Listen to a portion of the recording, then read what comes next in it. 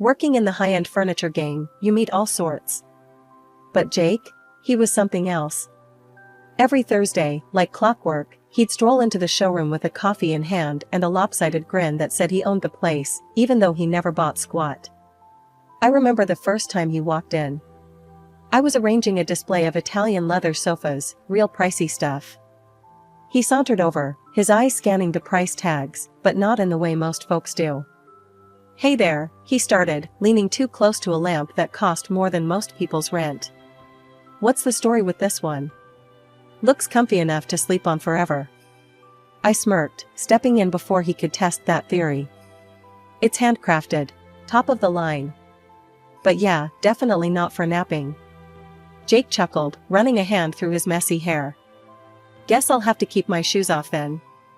We chatted, mostly him asking about the furniture, me trying to gauge if he was serious about buying anything. Turns out, he wasn't.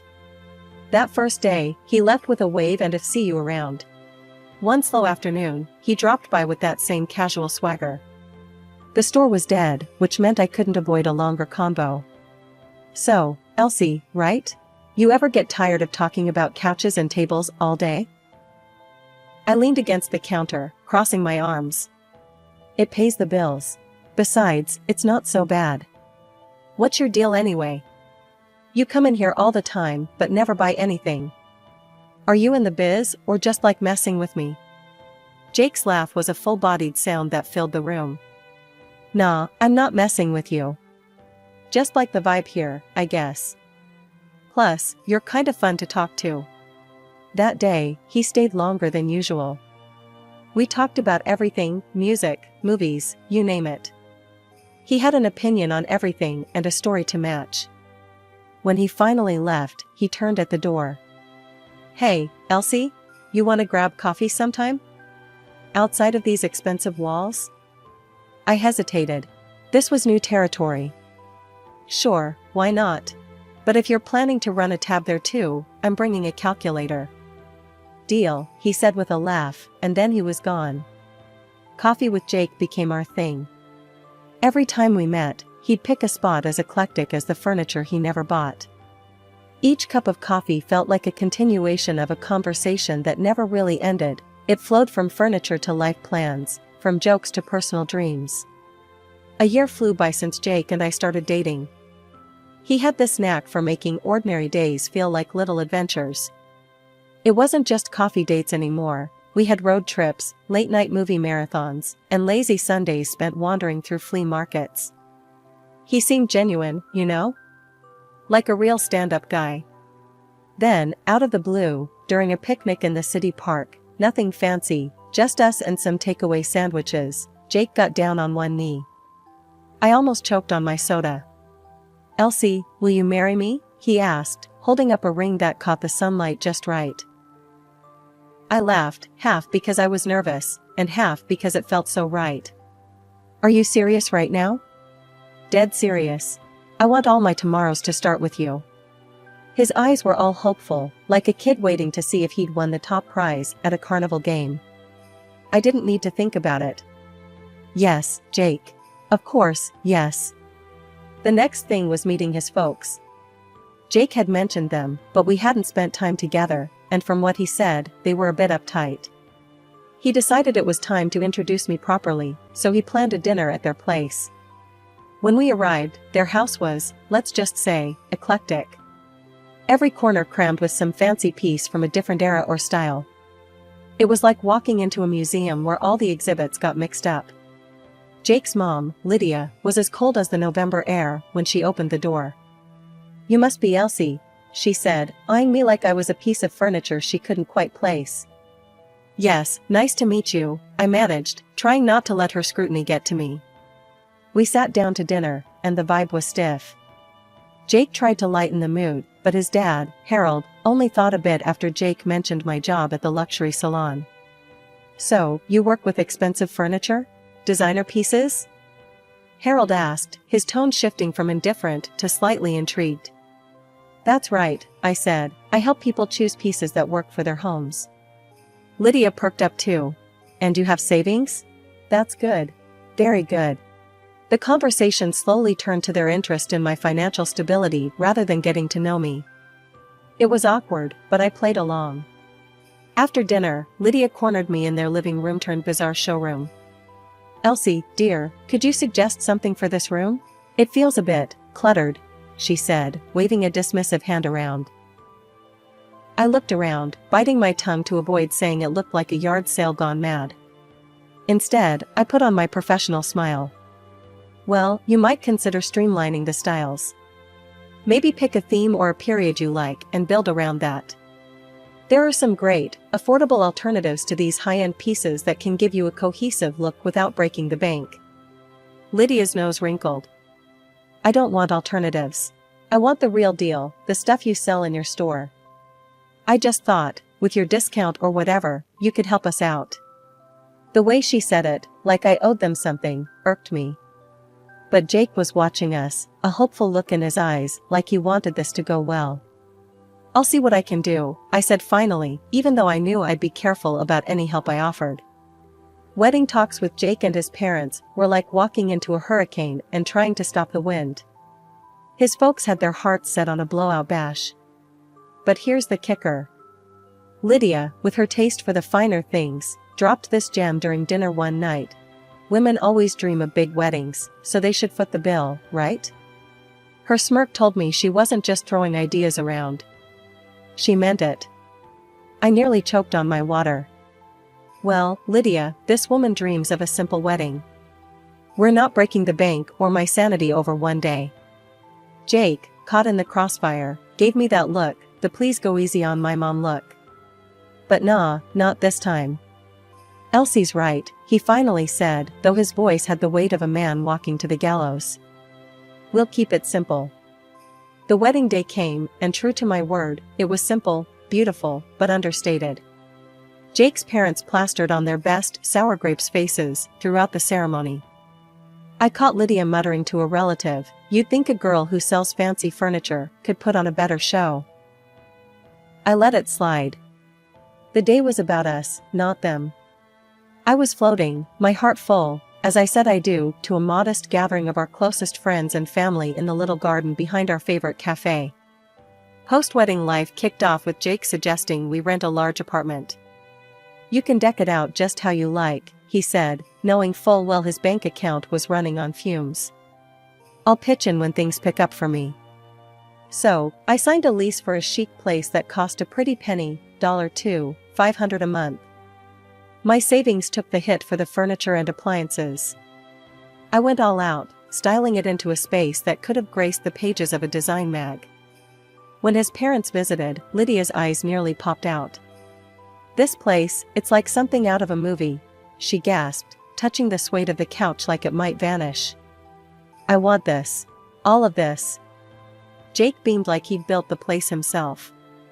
"Elsie has an eye for style," he boasted to his friends over drinks one evening, the apartment serving as the perfect backdrop for his tall tales of taste. "But the bills? All mine. Rent checks, furniture receipts, you name it." My bank account knew the truth, even if Jake was playing the part of the man of the house. One particularly sharp memory was when Lydia pulled me aside during one of their visits, her voice a mix of honey and vinegar. "Elsie, darling, maybe you could help us do the same with our place? Since you're so good with money and all." The way she said it, like I was some kind of cash wizard, it almost made me laugh. Almost. "Lydia, decorating's one thing, but managing money's another. You start with a budget, something realistic." Her face fell. Clearly, budget was a dirty word in her book. But I wasn't about to school my mother-in-law on finances on top of everything else. The grind at the luxury furniture salon paid off. After months of hustling, the bosses noticed, and bam, promotion landed in my lap. They shuffled me over to the wholesale department, a whole new game with bigger clients and bulk deals. The team there was tight-knit, but they welcomed me with open arms. One person, in particular, made the transition smoother, my new boss, Sarah. She was around my age, sharp as a tack, and had an eye for design that even I admired. We clicked right off the bat, swapping stories about nightmare clients and dream projects over coffee breaks. One evening, back at our plush apartment that I'd decked out from my own pocket, I mentioned Sarah to Jake over dinner. She's got this killer instinct for deals, you know? Closed two just this week that everyone thought were dead in the water, I said, passing him the salt. Jake, munching on his spaghetti, looked intrigued. Sounds like a powerhouse. We should have her over for dinner, show off some of your handiwork here. Might be good for your career, huh? So, we invited Sarah over the following weekend. I spent the day tidying up, while Jake decided he was Gordon Ramsay. The menu was his doing: roast chicken, garlic mashed potatoes, and green beans, fancy, but not too over the top. Sarah arrived on time, her eyes widening as she stepped into the living room. Wow, Elsie, this place is incredible. You did all this? All her, Jake chimed in, leading her on a tour. Wait till you see the dining setup. Dinner was lively, thanks to Jake. He was on a roll, cracking jokes, refilling glasses, laughing a little too loud. At some point, he was more of a host than I was in my own home. I caught him a few times, being extra attentive to Sarah, laughing a touch too heartily at her jokes, which were funny, but not that funny. It bugged me enough that I pulled him aside while Sarah was in the restroom. Hey, what's with the show? I whispered, nodding toward the dining room. Jake kept his voice low, a serious look crossing his face for just a second. I am trying to impress her. For you. Maybe she'll speed up another promotion or something. I frowned. I don't need you to charm my boss for a promotion, Jake. I can handle my career. When Sarah came back, we rounded off the evening with dessert, chocolate cake, Sarah's favorite, as I'd mentioned to Jake.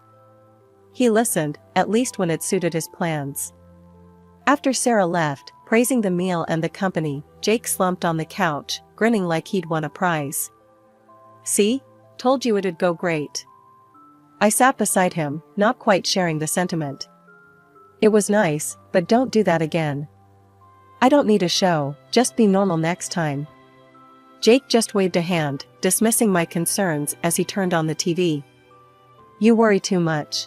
It was fine. But it wasn't fine, not really. His act felt off, like he was playing a part.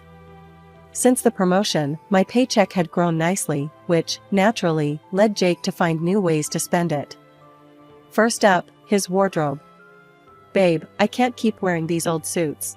If you want me to be promoted too, I gotta look the part, he'd argued one evening, thumbing through a catalog of designer suits that cost more than our rent. Fine, we'll update your closet. But keep it sensible, okay? I conceded, figuring if it boosted his confidence, it might help him in his own career. The new Jake was a dapper one, and he was all too eager to show off his revamped style. Not long after the wardrobe overhaul, he had another idea. How about dinner out with Sarah again? Could be fun, right? It sounded harmless enough, so I agreed. The night was a success, full of laughter and pricey wine. At the end of the evening, when the check came, Jake made a show of grabbing it. Let me get that for you, he told Sarah with a flourish. She smiled, a bit awkwardly. Oh, you don't have to, but thank you, Jake. Then, with his hand on the leather folder, he leaned in close to me. Babe, can you cover this? Just play along.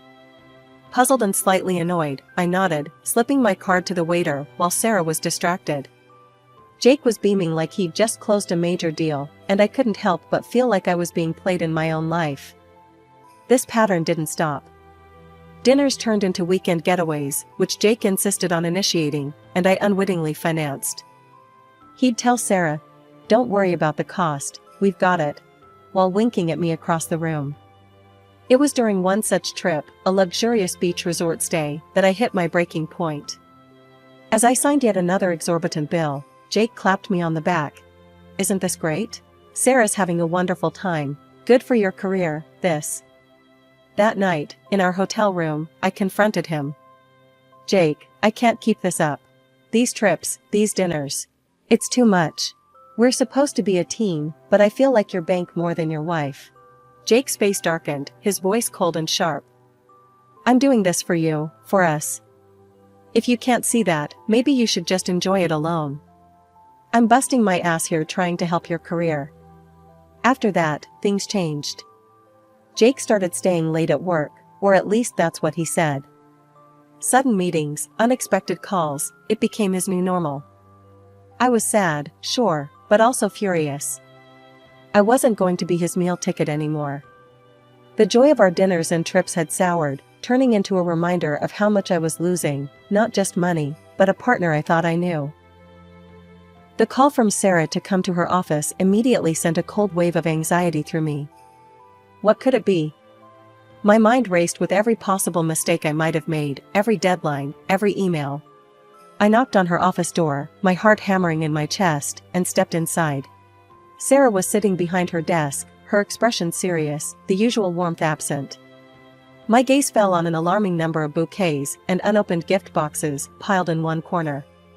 "Elsie, please, have a seat," she gestured to the chair across from her. "We need to talk about something important." Her tone was so grave it made my stomach turn. I sat down, clutching my hands in my lap, preparing for the worst. Sarah sighed, her eyes meeting mine with a mixture of concern and discomfort. "It's about Jake," she started, and my heart sank. "His behavior has been, well, inappropriate." I blinked, confused. "Inappropriate how?" She gestured to the gifts. "He's been sending these. Flowers, jewelry, even designer clothes. It's excessive and, frankly, uncomfortable for me. He's crossing professional and personal boundaries, Elsie." I felt a hot flush of embarrassment. I had no idea," I stammered, feeling naive and foolish. Sarah leaned forward, her voice softening. "I value our friendship, and I respect you immensely, Elsie. That's why I need to be honest. He's making advances. I've told him repeatedly that I'm not interested, that I see him only as your husband, but he isn't listening." I swallowed hard, a lump forming in my throat. "Thank you for telling me, Sarah. I'll handle it." My voice was a whisper, barely holding back tears. I got home, still reeling, only to find Jake in the living room, a suitcase by his side. His demeanor was light, almost giddy, which only fueled my growing anger. "There you are. I've got news." He beamed at me impudently, as if oblivious to the storm inside me. "I've decided it's time for a fresh start. Quit my job today, and I think it's best if my parents move in here. You should find another place." His words hit me like a physical blow. "What are you talking about, Jake? Your parents? Why would I leave?" He shrugged, annoyingly calm. "Come on, Elsie. This place is too good for just us. And let's be honest, it fits their style more. Plus, you can afford another spot, no big deal, right?" I stared at him, disbelief and anger intertwining. "No big deal? You cheat, you lie, you spend my money, and now you kick me out?" "Whoa, cheat?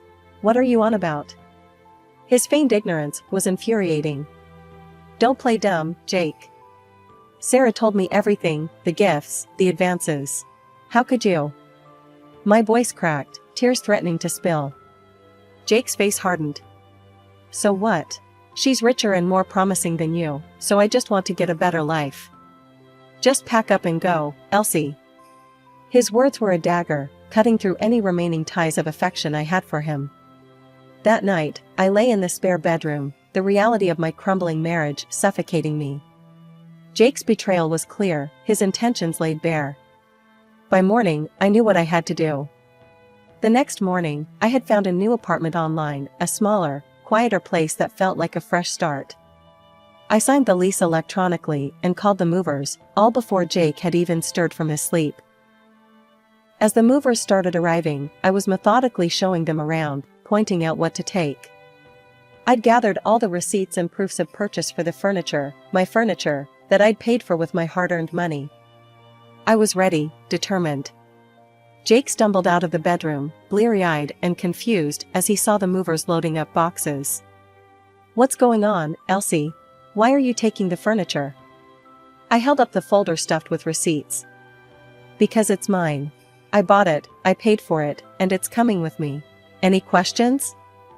He opened his mouth, then closed it, the reality hitting him as his eyes swept over the evidence in my hands. Just then, his parents burst through the door. His mother, Lydia, took one look at the scene, movers carrying out chairs and tables, and she lost it. "Stop. Stop right now. Put my furniture back." The movers paused, looking unsure. I nodded firmly at them. "Keep going, guys. It's all documented." Lydia was frantic, her voice rising in panic as she turned to Jake. "How are we supposed to live here without any furniture? What are we going to do?" I couldn't help but laugh. "Oh, don't worry, Lydia. I'm sure Jake's new girlfriend will furnish your lives splendidly," I said, the sarcasm dripping from every word. His mother looked at him hopefully, her eyes darting back and forth between the emptying apartment and her son. "And your little boss is going to buy us all this? Is she going to take care of us now?" I shook my head, almost in disbelief at their audacity. "Actually, I spoke to her yesterday. She wants nothing to do with you or Jake. She's sending back every ridiculous gift he bought." The look on Jake's face was priceless, a mix of shock, embarrassment, and a realization that his schemes were crumbling around him. Lydia's wrath turned to her son as she poked him hard in the chest. "You fool. We could have had a good life here with Elsie supporting us, and you ruined it." Jake's desperation was palpable as he turned to me, his voice shaky. "Elsie, please, don't do this. We can fix it. We can start over." I handed him an envelope, the divorce papers I had prepared. "This is the only thing left to start over. My lawyer will call you." As I walked out of the apartment, I didn't look back. I was leaving behind more than just a bad marriage and a duplicitous husband. I was leaving behind the old Elsie who tolerated far too much. Settling into my new apartment was like breathing fresh air after being submerged underwater for too long. The place wasn't as large as the last, but every square inch of it was mine, truly mine. I threw myself into decorating, picking pieces that weren't just stylish, but spoke to my newfound independence. I went for bold colors this time, vibrant blues and emerald greens, each room a testament to starting over. Meanwhile, Jake and his parents weren't faring so well. Last I heard, they couldn't keep up with the $2,500 rent without my paycheck and had to downsize dramatically. They ended up in a cramped, run-down place on the other side of town. Jake refused to settle for a regular job. He bounced around, looking for another golden ticket, while his mom, Lydia, had no choice but to get a retail job. Their palace built on expectations had crumbled, and from what snippets I caught through mutual friends, so had their tolerance for each other. Then, one afternoon as I was setting up a new art piece in the living room, my phone rang. The sweet, sugary tone of Lydia's voice oozed through the speaker when I answered. "Elsie, darling, it's Lydia. How have you been? We've all missed you so much over here." I almost dropped the phone, half laughing, half in disbelief. "Missed me, Lydia, or my paycheck? Let me guess, you want me to come back? To what? Watch Jake chase dreams while I foot the bill? No thanks, Lydia." "You don't understand, Elsie, we're family." She tried again, her voice now a mix of desperation and saccharine. "Family?" I scoffed. "Family doesn't use each other, Lydia. You should try supporting yourselves for a change." Before she could respond, I hung up and blocked the number. That part of my life was closed, sealed, and good riddance to it. In contrast to the chaos that was my past life, my career was flourishing. Sarah and I had grown closer, her respect for me solidifying after I handled the personal turmoil with as much grace as I could muster. She hinted last week that another promotion was on the horizon, something that would put me even more in control of my professional path. It was like the universe rewarding me for all the hardships. One evening, sitting in my newly decorated living room, I reflected on everything that had happened. The apartment looked incredible, a true reflection of my style and spirit. I had new friends coming over that night, colleagues who appreciated me for my skills and company, not for what my bank account could do for them. The doorbell rang, pulling me from my thoughts. I opened the door to smiling faces, genuine and happy to see me. As we gathered around the sleek, modern dining table I'd picked out myself, laughter filled the space, bouncing off walls that echoed a new chapter of my life.